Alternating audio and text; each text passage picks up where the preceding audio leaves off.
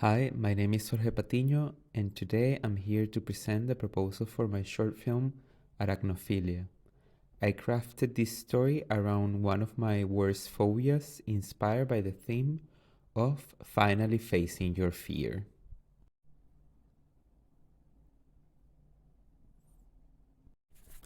For as long as I can remember, I experienced a deep fear of spiders, and this aversion just worsened once while walking around my aunt's house in Venezuela, and I encountered two tarantulas that left me forever petrified with a pathological fear of these creatures. My protagonist, Anna, is terribly afraid of spiders as well. The sole sight of them is enough to make her sick. In her daily life, Anna is insecure, dependent, docile, and driven by her fears, but all of it is about to change. On the other hand, we got Cecil, her partner. She's independent, dominant, and very driven in life, with a life is for the fittest sort of mentality, at times pitying and belittling Anna due to her quote unquote weak character. This dynamic is reflected in their erotic interests, BDSM, roleplay, and fetish. Cecil adopts the dominant role while Anna sticks to her more submissive tendencies. However, the excitement of a once thrilling relationship seems to be at a point of stagnancy. The story kicks in with Anna in a group session. After opening up to the rest about her fears and how it has taken a toll on her relationship, her therapist proposes she faces her fear, suggesting that she gets a spider to get used to the presence of these creatures. Although hesitant at first, Anna decides to go to an exotic animal shop. She enters and wanders through the corridors until she finds a tarantula that catches her attention. Then she decides to buy it.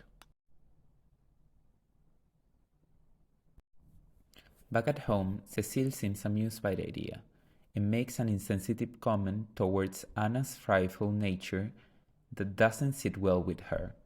Although Cecile tries to apologize, Anna is clearly hurt by her words.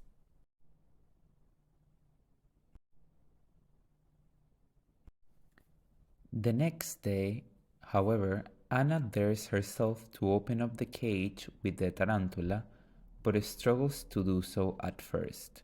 However, after a while, she manages to take the spider out with her bare hands and admires it while crawling down her arm.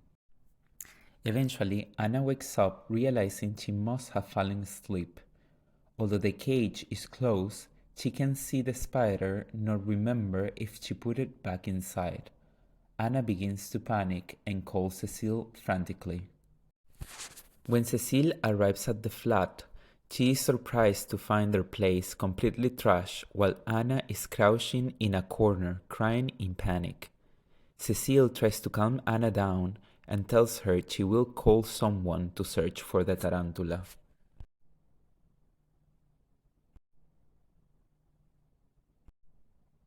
Later that night, Cecile tries to make up for the conversation from before and convinces Anna to get in bed.